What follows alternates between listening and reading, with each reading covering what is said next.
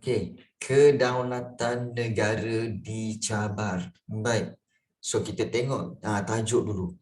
Kedaulatan negara dicabar. Baik, apa itu kedaulatan? Kedaulatan ini sebenarnya bermaksud apa? Kejap cikgu kenalikan ni. Okey.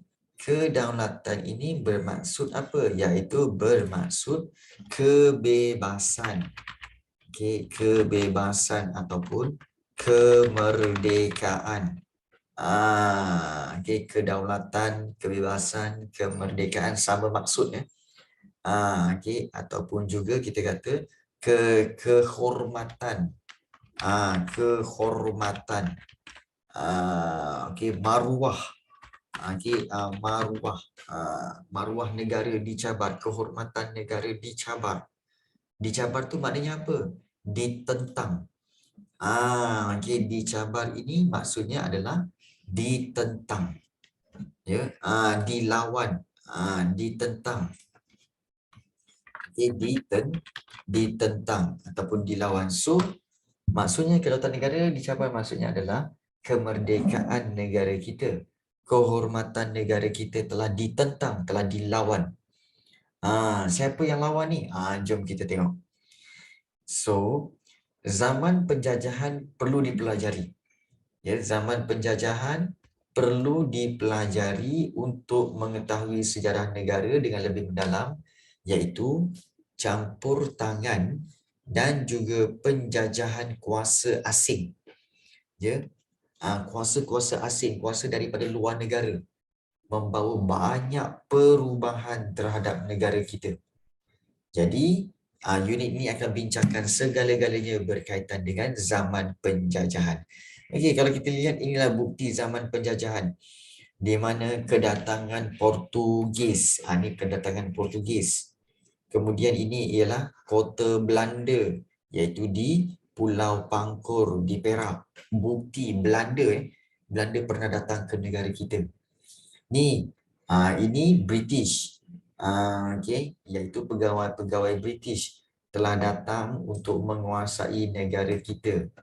Ini bukti-bukti bahawa negara kita pernah didatangi kuasa-kuasa asing. Okey. Jadi, okey, kalau kita lihat, ya, dengan ufti, betul. Jadi kalau kita lihat, apa kehebatan negara kita ni, cikgu? Kita ni selalu tengok orang putih tu hebat. Betul. Kita kata, okey, Britain, artis daripada Amerika hebat. Okey, daripada Britain hebat. Okey, semua okey. Tapi yang peliknya zaman dulu, kita tak datang ke negara diorang. Diorang yang datang ke negara kita. So, siapa lagi hebat? Kita ke dia? Kita. Kita lagi hebat. Jadi kita tertanya, kenapa diorang datang ke negara kita? Sibuk-sibuk datang negara kita untuk apa? Jadi kita nak belajar tentang itu. Okey. Jadi kalau kita lihat, okey, berkaitan dengan ini. Lepas tu kamu tahu tak? Lepas saja Britain ni datang pula Jepun. Jepun pula datang. Pun datang nak jajah negara kita. Lepas tu barulah British datang, barulah British bagi kemerdekaan pada kita. Kan, macam apa special sangat negara kita ni sampai semua orang nak datang negara kita ni. Kan dia macam okey, macam Zalia kan. Okey. Sumber alam. Sumber alam macam Zalia kan. Kamu boleh tak bila okey rumah kamu dekat satu lorong kan dengan jiran-jiran kamu kan. Tiba-tiba kan semua orang nak datang rumah kamu je. Tak nak pun beraya datang rumah orang lain. Mesti kamu pelik kan? Apa pasal semua orang nak beraya ke rumah aku je Rumah orang lain tak ada pun yang beraya. Mesti ada keistimewaan dia. Ya, sebab mungkin Zalia tulis sebab saya famous. Itu mungkin jugalah kan. Jadi sebab itu, okey, itulah dia. Okey, kita kata keistimewaan. Keistimewaan. Jadi, okey, mesti ada sebab negara kita ni didatangi oleh seluruh kuasa asing. Jom kita tengok. Kuasa asing di tanah airku. Negara kita pernah dijajah dan diduduki oleh beberapa kuasa asing, bukan satu, tapi beberapa kuasa asing pada suatu ketika dahulu. Dan kuasa asing ini berminat dengan negara kita. Sebab apa? Kerana kedudukan geografi yang strategik. Ini memanglah kedudukan negara kita yang strategik dan kekayaan hasil bumi. Okay, serta sumber alam kita. Jadi, dua sebab ini. Pertama, sebab kedudukan geografi kita yang strategik. Dan yang kedua iaitu kekayaan hasil bumi. Jadi, kuasa asing telah menggunakan beberapa strategi, ya, seperti naungan, campur tangan dan penjajahan untuk mencapai matlamat masing-masing. Sebelum kita tengok kepada jenis-jenis campur tangan, penjajahan dan sebagainya ni, kita nak tengok dulu tentang kenapa yang dikatakan kedudukan yang strategik. Inilah dia kedudukan strategik, tapi jauh lagi lah, tak apalah. Kita pergi tengoklah yang tadi. Yang tadi kita tengok. Cikgu nak tunjukkan dari sudut apa? Dari sudut kedudukan geografi yang strategik. Kita tahu bahawa kedudukan geografi strategik maksudnya negara kita terletak di tengah-tengah antara timur dan juga barat. Nak tengok bukti tak? Nak tengok bukti tak? Macam mana negara kita terletak di tengah-tengah laluan perdagangan antara timur dan juga barat. Baik. Jadi kalau kita boleh lihat dari sudut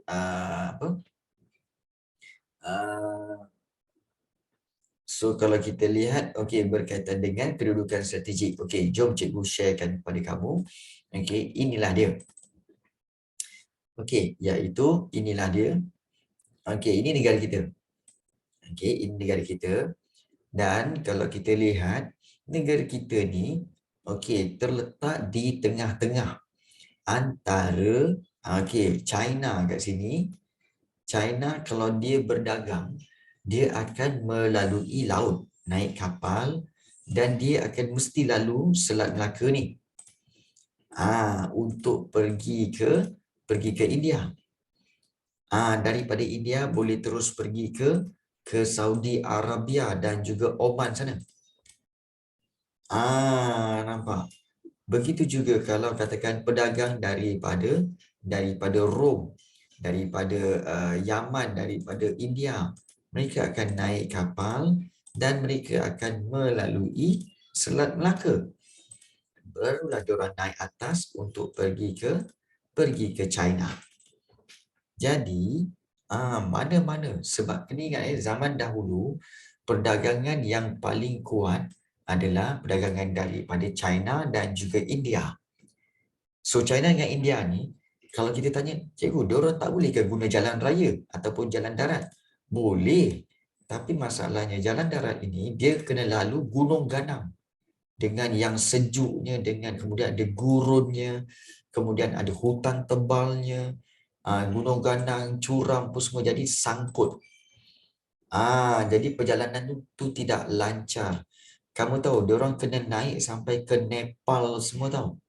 Dan Nepal ni adalah banjaran gunung. Kalau kamu tengok ni, ini banjaran gunung ni.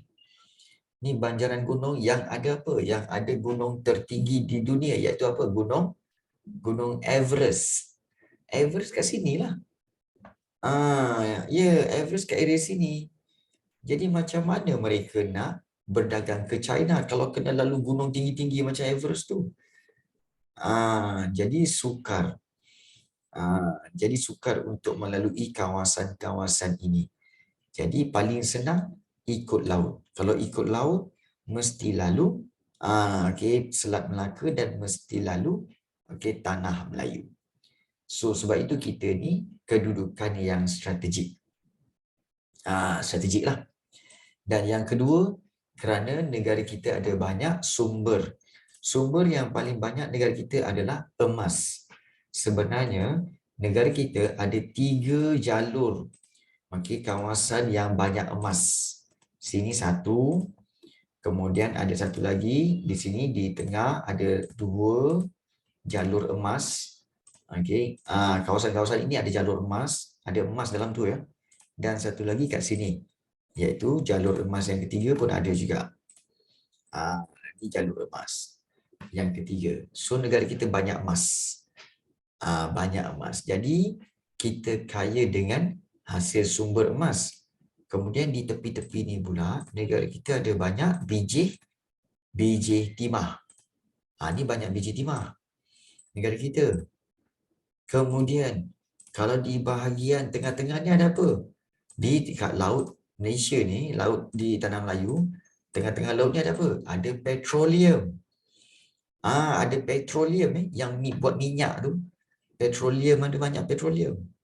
Maknanya apa? Kesimpulannya, negara kita ni, semua negara kita ni, seluruh negara kita ni ada banyak sumber. Jadi sebab itu, negara-negara lain berebut-rebut nak kawasan negara kita ni. Sebab kaya dengan sumber bahan mentah yang banyak. Okey. Jadi, kita patut rasa apa? Rasa bersyukur. Sebab negara kita ada banyak. Okey.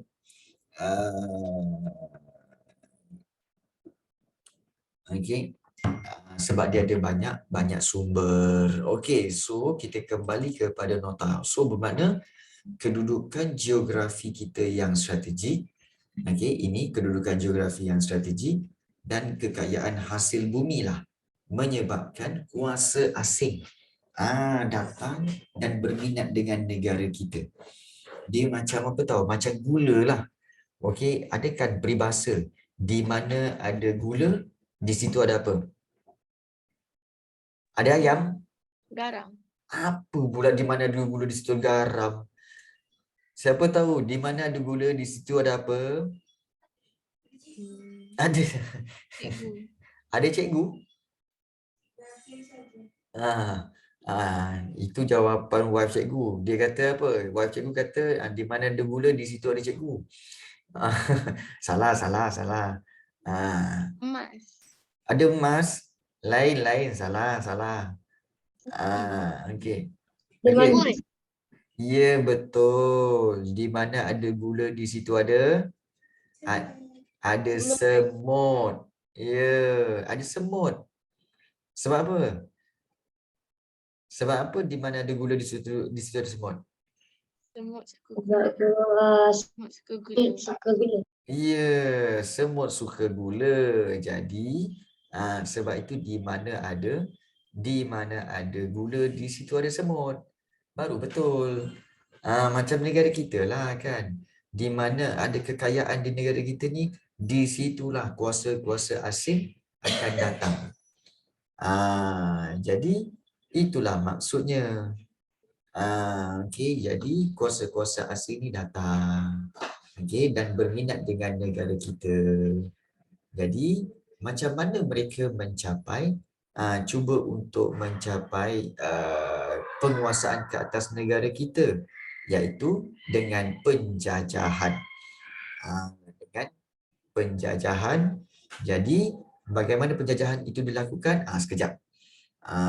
Okey. Cikgu ada transaksi yang perlu dilakukan ni.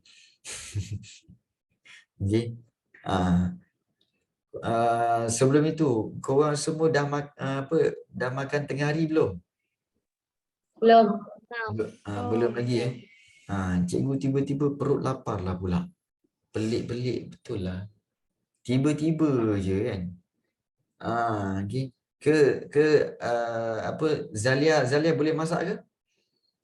Tiba-tiba Zalia tak boleh. Ke masak air pun hangit ke macam mana? Okey. Yelah, dia akui tu. Okey. Dia akui juga, iaitu masak air pun nanti takut hangit. Macam mana tu? Okey. Iyakan je. Okey. Baik, sekejap cikgu nak pas ini. Okey. Okey, baik. Tolong. Baik. Tak apalah. Order sekarang, nanti siap habis datang satu kamu ambil. Okey. Baik, kita lihat. Okey, bagaimana negara asing ni menggunakan beberapa strategi untuk mencapai matlamat masing-masing. Bagaimana mereka kuasai negara kita? Yang pertama, naungan. Baik, naungan ini maksudnya adalah perlindungan yang diberikan oleh kuasa asing kepada sesebuah wilayah atau negeri. Maksudnya apa? Contoh, naungan ni sebenarnya iaitu dengan mudah dipanggil perlindungan. Contohnya apa? Contohnya Perlis, Kedah dan kita tengok di sini Perlis, Negeri Perlis, Kedah, Kelantan dan Terengganu ialah negeri naungan Siam sehingga awal abad ke-20. Maksudnya apa? Naungan tu maksudnya adalah negeri yang dilindungi oleh Siam. Itu maksudnya. Okey. So, negeri naungan Siam ialah negeri yang dilindungi oleh Siam. Baik, Siam tu kat mana sekarang? Siapa tahu Siam tu kat mana? Okey. Thailand. Cikgu pergi bercuti ya. Zalia, betul, cikgu pergi bercuti. Siam itu adalah di Thailand. Sekarang dipanggil Thailand lah. Okey. Jadi, kalau kita lihat di sini, maknanya kalau dilindungi itu bermakna saja-saja dilindungi ke? Tak. Negeri-negeri naungan, negeri-negeri yang dilindungi itu perlu untuk hantar ufti. B1536. Okey. Bukan korang Korang jangan cari B1536. Okey. Baik. Yelah, cikgu tengah holiday. Tapi cikgu bawa juga semua peralatan untuk buat kelas. Okey. Baik. So, negeri naungan menghantar ufti sebagai tanda persahabatan dan menjamin keselamatan. Ufti tu apa, cikgu? Ufti tu ialah bayaran. Macam bayaran yuran lah. Sebagai tanda persahabatan dan menjamin keselamatan. Okey, tahukah kamu dulu bunga emas. Bunga emas dihantar sebagai ufti kepada pemerintah Siam setiap 3 tahun. Siapa yang hantar? Perlis hantar satu, Kedah hantar satu, Kelantan hantar satu, Terengganu hantar satu. Ni bunga emas ni. Ini bunga emas. Kenapa dipanggil bunga emas? Sebab untuk pengetahuan kamu, daripada dia punya tapak ni sampailah batang dia ni dan kemudian daun-daun dia. Daun-daun dia ni, ini semua emas original. Pure gold. Emas, betul-betul emas. Jadi, mahal gila lah kot. Memang mahal lah. Jadi hantar bunga emas ni kepada Siam setiap 3 tahun. Baik, negeri apa yang kena hantar bunga emas? Perlis, Kedah, Kelantan dan Terengganu. Jadi Siam cakap, okey, inilah dia bentuk penjajahan, iaitu Perlis, Kedah, Kelantan dan Terengganu adalah negeri naungan Siam. Itu perlindungan. Ya. Itu pun perlindungan pun sebenarnya adalah satu bentuk penjajahan juga ni. Penjajahan tu naungan juga. Ya. Jadi itu adalah satu bentuk penjajahan. Baik. Jadi inilah dia. Ufti. Apa itu ufti? Ufti ialah pemberian berbentuk wang, bunga emas dan persalinan. Baik. untuk pengetahuan kamu, persalinan ini bermaksud satu set pakaian. Okey. Oleh negara kecil kepada negara besar, maknanya menghantar pakaian. Mungkin pakaian itu satu set daripada kepala sampai ke kain, sampai ke bawah dengan adanya dibuat daripada kain sutra yang mahal. Okey, yang mahal. Baik, ada yang tanya, cikgu, dia orang nak buat apa dengan bunga tu? Sebenarnya bunga ini, okey, bunga ni dibuat daripada emas. Maka bunga ini bila sampai kepada Siam, Siam akan leburkan dia. Leburkan dia, melkan dia, okey, untuk jadi apa? Jadikan dia mata wang emas, jadikan dia sebagai kita kata jualan kepada negara lain. Tapi dia akan leburkan dulu. Okay, sebab dia memang pure gold. So dia akan leburkan dulu. Jadi setiap 3 tahun Siam akan dapat bunga emas. Jadi kamu tahu tak okay, nilai emas tu berapa? Mahal tak sekarang emas? Orang perempuan tahulah kot. 2 bilion. Berbilion. Just bayangkan kalau kita buat perbandingan sekarang ni harga 1 gram emas bersamaan katakanlah RM250. Boleh? 1 gram Baik. Kalau cincin, kamu ada pakai cincin tak? Zaria, okey. Cincin biasanya berapa gram? 2, 3. Okey, kita ambil 3 gram. Kalau 3 gram, okey, harga dia mencecah RM750. Mahal sangat. Okey, berapa 1 gram sekarang? 200? 200 lebih. Bermakna kalau katakan 1 gram 200 lebih, RM200 lah, kita ambil RM200. Kalau 3 gram sebenarnya mencecah RM600. 1 gram. Itu cincin. Okey, itu cincin 3 gram. RM600. Bayangkan kalau bunga emas ni. Okey, kalau bunga emas ini dah berapa? Ini dah berapa? Ini dah berapa? Dah berapa semua ni dengan tiang ni lagi? Okey, agak-agaknya sampai tak 1 kilo? Agak-agak sampai tak 1 kilo bunga emas ni? Sampai. Sampai kan? Okey. Okey, gelang emas. Okey, baik. Ini 1 kilogram Jadi kalau 1 kilogram, kamu tahu kan bahawa 1 kilogram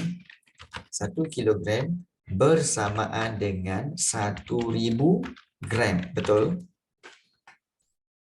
Betul kan? 1 kilogram bersamaan 1,000 gram. So, bayangkanlah 1,000 gram, okey, kamu darabkan dengan RM200 lah. Kita darabkan dengan RM200. Okey, 20,000? Tak. Ya, betul. Bermakna okey, 100,000 bermakna kalau katakan 1 kilogram bermakna berapa? RM200,000. Untuk 1 kilogram emas. Maknanya, okey, harga anggaran bunga emas ni berapa? RM200,000. Ni. Bermakna ni semua 1 kilogram ni maknanya harga dia, kita boleh cakap harga dia ialah RM200,000. Mahal ke murah? Mahal. Mahal. Jadi bayangkan kalau Siam, okey, Siam dapat pokok ni 3 tahun sekali. Setiap 3 tahun dia dapat pokok ni. Setiap 3 tahun dapat pokok ni. Maknanya apa? Setiap 3 tahun dapat RM200,000. Cikgu. Ya. Cikgu. Ya. Yang daripada negeri-negeri ni satu bagi satu ke semua bagi satu? Semua bagi satu. Oh. Maknanya Perlis bagi satu pokok. Kedah bagi satu pokok. Kelantan bagi satu pokok. Terengganu bagi satu pokok. Bermakna apa? Bermakna Siam dapat 4 pokok. So 800,000. Ya, betul. Itu tanda apa? Tanda perlindungan. So untung tak Siam sebagai negara yang melindungi negeri-negeri ini? Untung tak? Untung. Jadi siapa yang rugi? Yang rugi ialah Perlis, Kedah, Kelantan dan Terengganu. Sebab kena berikan kena berikan bunga emas setiap 3 tahun sekali. Bukan senang nak kumpul duit banyak 200,000 ni nak buat bunga emas. Kan? Jadi inilah kelebihan naungan. Siapa yang beri perlindungan dia akan dapat untung. Siam kat sini dapat untung lah. Sebab dia melindungi negeri-negeri lain. Baik. So, itu teknik penjajahan yang pertama iaitu naungan. Naungan. Baik. Ini bunga emas. Sepohon pokok bunga yang diperbuat daripada emas dan perak dicampurlah. Emas dan juga perak dicampur. Baik. So, itu yang pertama tentang naungan. Yang kedua, baik.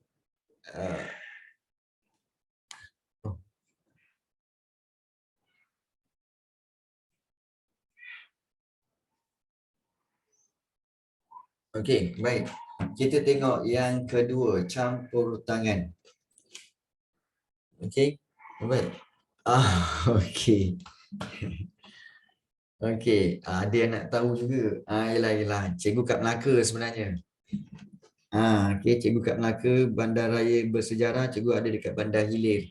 Ada siapa kat sini kat Melaka, boleh bagi tahu cikgu. Kod mana tahu boleh dijemput pergi rumah makan tengah hari siang. Untuk lunch ke boleh. Baik.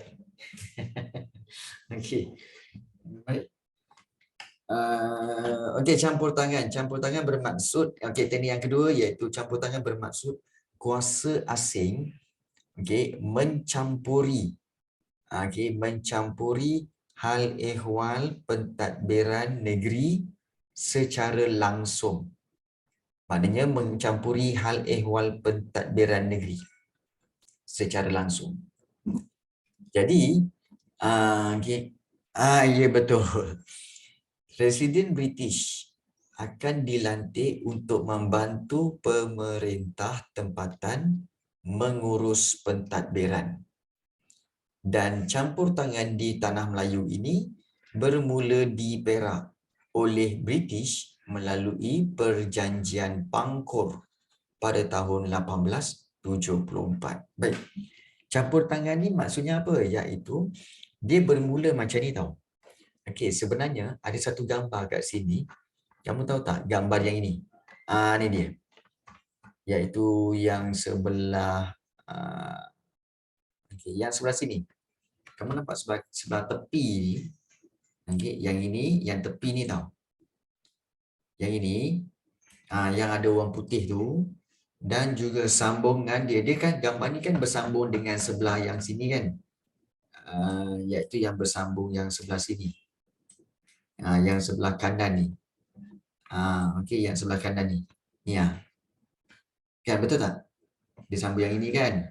Baik, yang ini sebenarnya ini adalah Raja Abdullah. Ni Raja Abdullah. Dan sebelah kanan dia, sebelah kanan dia iaitu lelaki yang orang putih tu sebelah kiri tu. Yang ini ini sebenarnya lelaki ini adalah iaitu Andrew Clark. Ini Andrew Clark dan dia ini adalah pegawai British. Baik, ini kat mana? Inilah dia Perjanjian Pangkor. Perjanjian ini dibuat di atas kapal iaitu di kawasan Pulau Pangkor. Dan dalam perjanjian itu dalam perjanjian itu iaitu dalam perjanjian itu negeri Perak perlu menerima seorang residen British. Untuk membantu pemerintah tempatan mengurus pentadbiran. Maknanya apa campur tangan ni? Maknanya residen British ni apa cikgu? Residen British ni adalah penasihat British. Penasihat Dulu kalau kita lihat dulu, okey, sebenarnya pemerintahan negara kita kan atas ada sultan. Okey. Dan bawah dia ada siapa? Ada pembesar, betul? Kan, ada pembesar kan? Seperti kita ada bendahara, kemudian ada temenggung kan? Temenggung semua dulu. Kemudian bila datang British, British telah letakkan dekat sini, iaitu resident British. Tiba-tiba dia campur tangan. Tiba-tiba dia campur tangan, masuk kat situ dan dia sebagai apa? Okey, dia kena bantu sultan. Maknanya dia ni akan menjadi apa? Penasihat. Penasihat sultan. Okey. Jadi kalau dulu, pembesar semua direct kepada sultan. Tapi sekarang pembesar perlu pergi kepada residen dan residen baru pergi kepada sultan. Nampak tak? Jadi bermakna ini yang dipanggil sebagai campur tangan. Kacau daun lah, dalam bahasa lain kacau daun lah kau ni. Kacau daun. Dan kacau daun ni, campur tangan ini bermula di negeri Perak oleh British melalui perjanjian Pangkor. Itu teknik yang kedua, campur tangan.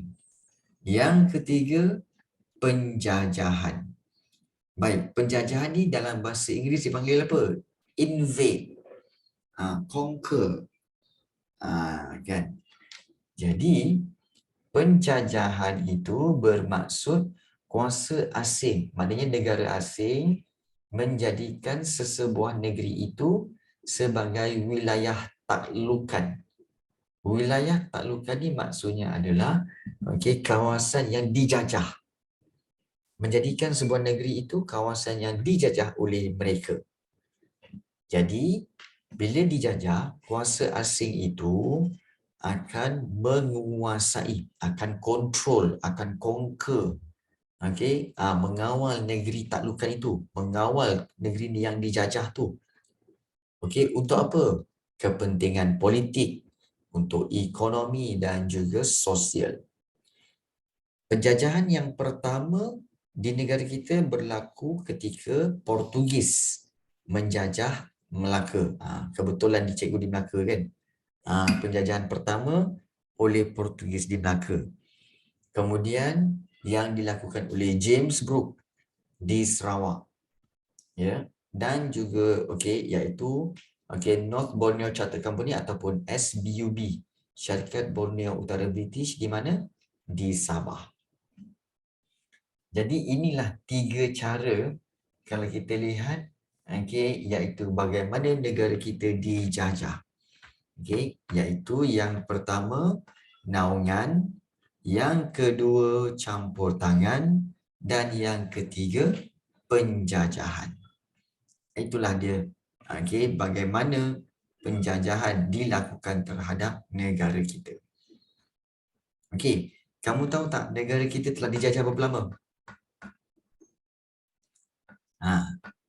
Siapa tahu? Tak tahu kan? 200. 100, 200. 100.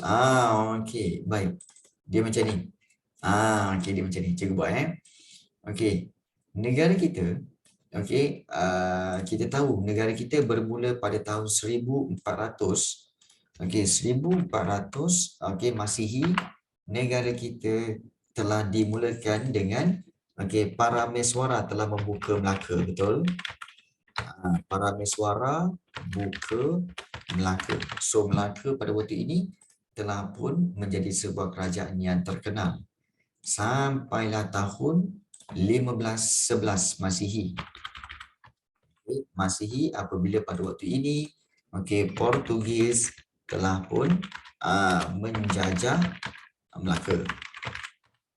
1511. Dan daripada situ kemudian akibat daripada bantuan daripada Johor, maka muncul satu lagi iaitu pada tahun 1624 iaitu Masihi 1624 Masihi, maka pada waktu ini Belanda mengalahkan Portugis. Di mana? Di Melaka. So, bermulalah Belanda yang menjajah. Belanda yang menjajah Melaka sampailah pada tahun 1842, di mana pada waktu ini British pula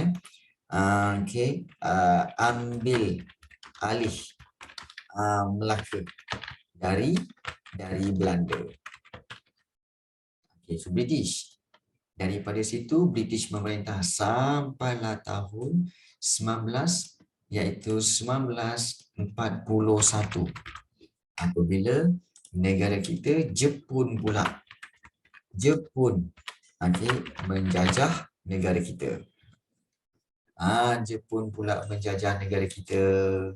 Kemudian namun tak lama pada tahun 1945 1945 Jepun pun kalah. British kalahkan Jepun. Kalahkan Jepun. Gitu. Jadi British pun memerintah sampailah tahun 19 iaitu pada tahun 19 yang terakhir iaitu pada 1957. Ya, 1957 bila negara kita apa? Merdeka. Ya, negara pun merdeka. Barulah kita kata sebagai habis penjajahan negara kita. So kalau kita tengok di sini, penjajahan bermula daripada tahun iaitu daripada tahun 1511 ni sampailah 1957. Punya lama, maknanya kalau kita ikutkan total berapakah tahun yang kita telah dijajah oleh Portugis, Belanda, British dan juga Jepun sampai negara kita merdeka? Iaitu 446 tahun. 446 tahun negara kita dijajah. Lama ke sekejap ni? Lama gila. Ya, lama gila kalau ikutkan tahun 1511 katakanlah 1957 kita ada seorang datuk.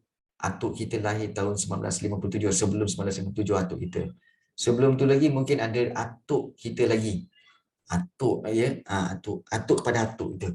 Kemudian sebelum tu ada lagi atuk pada atuk kita. Lepas tu sebelum lagi atuk pada atuk kita. Lepas tu sebelum lagi atuk pada atuk. Berapa banyak generasi ni sampai tahun 1511. Maknanya ada banyak generasi orang-orang kita yang telah hidup dalam penjajahan sampai tahun 97 dan kita dah tak dijajah, kita merdeka.